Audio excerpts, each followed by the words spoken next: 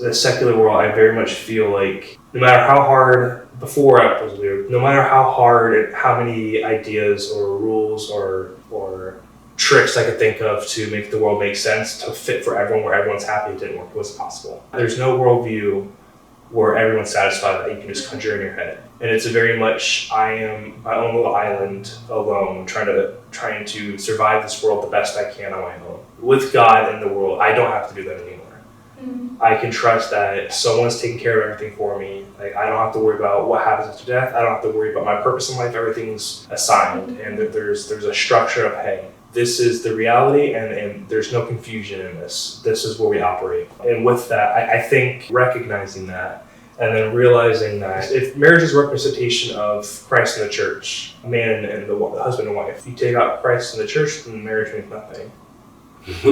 Yeah. So now, see, that's the thing. Marriage has value in religion, whereas the marriage that we're talking about is worthless secularly. There is no purpose to it other than binding yourself. I think God gives marriage value, as opposed to without Him, there is no value.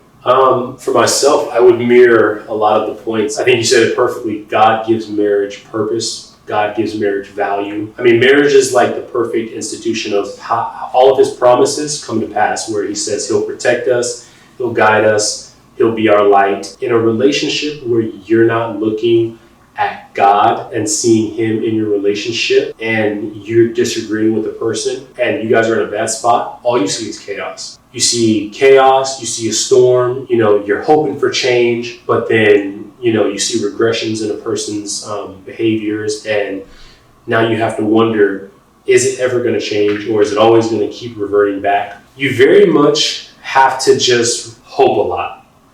And there's a difference for us in being able to say, like, instead of having to hope a lot, I can know. And I can know to the tune of 91% that this thing is good. And as long as I do my job, there's only a 10% chance that this thing is going to go bad. And when you're in marriage, there's so much in the way of, from a religious perspective, and why it's a yes, there's so much in the way of community. There's such a celebration of it, the action of honoring it. Everyone understands. In the secular world, if you have some things you need to do, and you have to put it off for your wife, in the secular world, they say, you're pee-whipped. Verse... in the secular world, you're very much, you're smatted down for putting things to the side for the sake of your wife and, her desires. Whereas in the religious world, you're very much celebrated for it and understood. People will give you, applause. And so just the entire attitude around it, totally different. Like Nick said, there's a security of being able to know that when an issue arises, I don't have to contemplate, what have you been exposed to recently?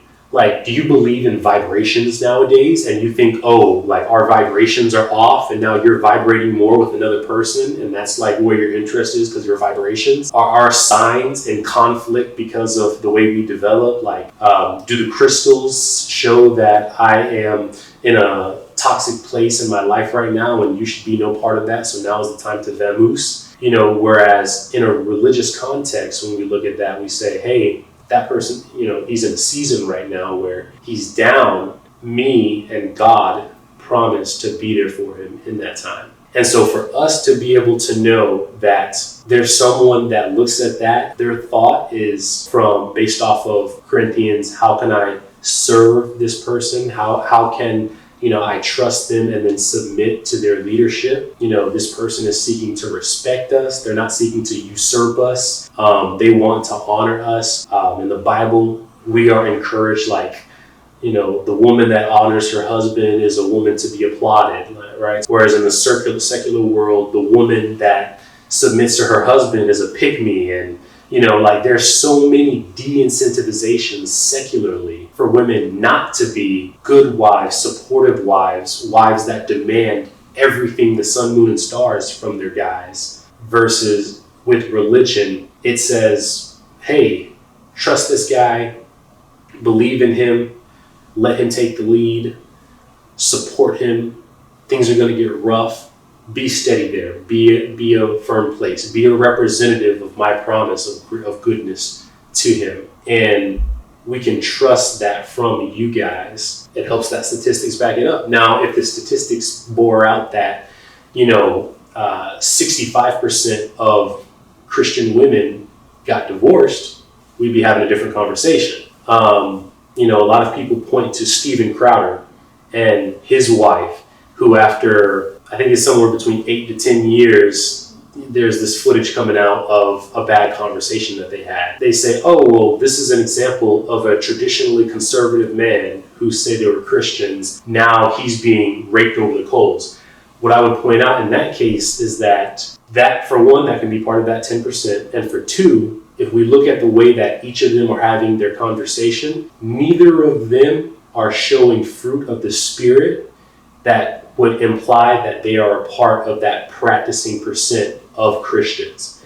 And so even in that case, I can say, based off his conversation, based off her conversation, you guys don't represent the women like you and Shiley.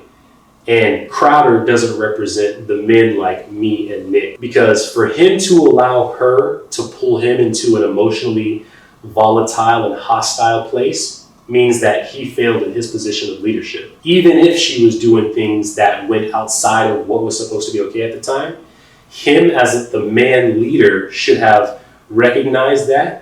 He should have opened up scripture, called one of his brothers and said, man, I'm struggling with this right now, bro. She's wanting to go to Walmart. She says she's going to be back in a certain time. Like, brother, like this is, I'm going crazy here. And a lot of guys on the internet space will say, oh, well, you're letting your woman take it and now you're going crying to your guys. But, that's where that difference of being a biblical man versus being someone that cares about the world comes into play. And so for ladies, you guys can have that assurance in us as practicing men.